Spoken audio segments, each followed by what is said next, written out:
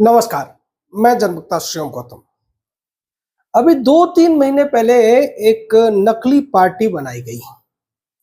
इन लोगों ने जंतर मंतर पर 1 महीने से ज्यादा दिन प्रदर्शन किया और बाद में तमाम विपक्षी परिवारवादी पार्टियों के समर्थन से 5 दिन दिल्ली में खूब हंगामा दंगा फसाद किया।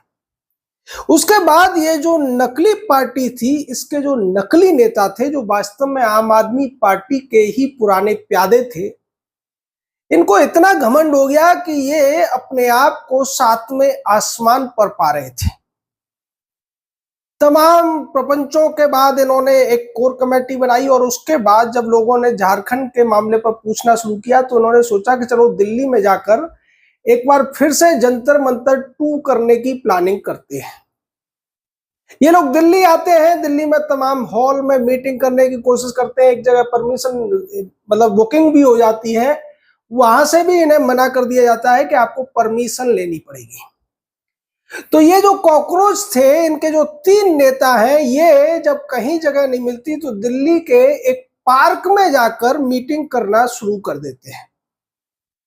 ये बात है दिल्ली के लुटियन जोन की, मंडी हाउस की। और उस पार्क में जाकर अभिजीत दीपके अपने साथियों से पूछता है कि अब हमें किसका इस्तीफा लेना चाहिए। तो भीड़ में से आवाज आती है कि अब तो मोदी का इस्तीफा लेना चाहिए।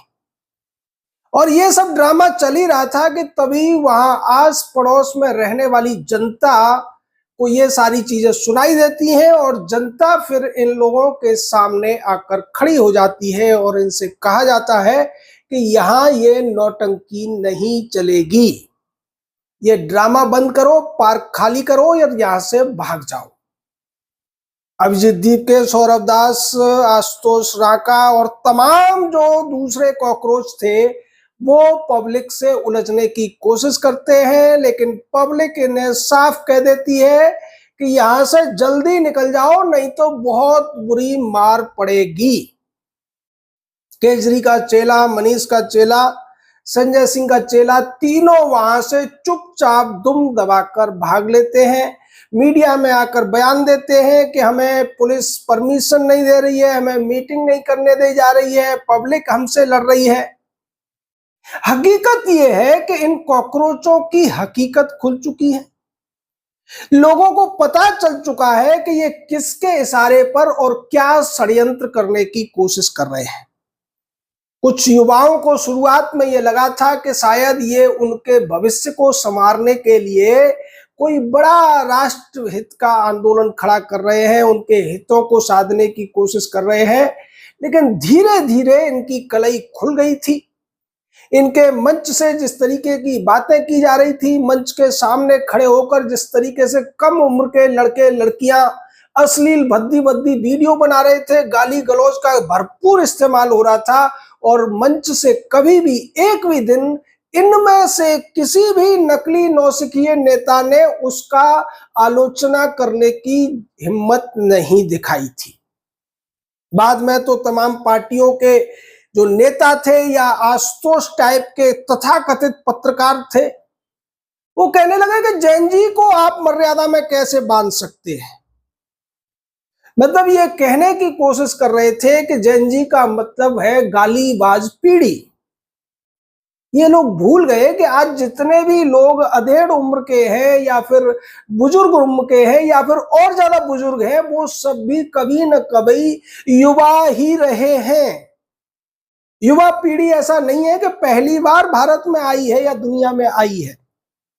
हमेशा छोटा बच्चा थोड़ा बड़ा होता है, उसको बच्चा कहा जाता है, बालक शिशु कहा जाता है, फिर वो किशोर होता है, किशोर के बाद युवा जवान होता है और इसी तरीके से प्रक्रिया चलती है। केवल जैन जी बताकर, कम उम्र के बच्चे बताकर इनके अपराधों पर पर्दे डालने की कोशिश की गई। इनकी तमाम अशिष्टताओं को, अभद्रताओं को बचाने की कोशिश की गई। और ये जो नकली कॉकरोचों के नेता थे, ये भी खुलकर कह रहे थे कि इसमें कोई भी अपराध नहीं है। एक लड़की जिसने खूब भद्दी भद्दी गालियां दी थी देश के प्रधानमंत्री को, इटली की प्रधानमंत्री को, उसके लिए ये कहने लगे कि उसने कोई जुर्म नहीं किया है। ये सारी चीजें देश की जनता सुन भी रही थी और देख भी रही थी। हम जैसे कई और लोग भी थे जो खुलकर जनता का आह्वान कर रहे थे कि इन कॉकरोचों को इनकी असलियत यानी इनकी औकात अगर जनता ढंग से बताएगी तो निश्चित ही इनकी अक्ल ठिकाने आ सकती है और ये जो आदमी से कॉकरोच बन गए हैं ये दोबारा आदमी भी बन सकते हैं। दिल्ली की जनता ने वही किया है। उससे पहले हमने आपको बताया था कि डॉक्टर रिजवान अहमद ने एक आह्वान किया था। उन्होंने जंतर मंतर पर 8 तारीख को लोगों से कहा था कि संसद मार्ग थाने आइए, हम पुलिस का स्वागत करेंगे, उनको माला पहनाएंगे। हालांकि 2 दिन पहले से खूब लगातार बारिश हो रही थी तो हम तो नहीं पहुंच पाए थे, हमारे जैसे और भी बहुत से लोग नहीं पहुंच पाए थे। लेकिन उस दिन दिल्ली में 1500-1600 लोग बिना किसी संगठन के, बिना किसी कोऑर्डिनेशन के केवल एक आह्वान पर पहुंच गए थे और पुलिस के साथ उन्होंने फोटो खिंचाए थे, सेल्फी ली थी, उनका धन्यवाद दिया था। जिसमें 200-250 लोग तो ऐसे थे जो दिल्ली से कम 200-500 किलोमीटर दूर से भी ज्यादा मुंबई तक से लोग आए थे, चेन्नई तक से लोग आए थे, केरल से भी लोग आए थे, असम से भी लोग आए थे। ये वो देशभक्त जनता थी जो इन कॉकरोचों की गंदगी से एक तरीके से अपना विरोध दर्ज कराना चाहती थी।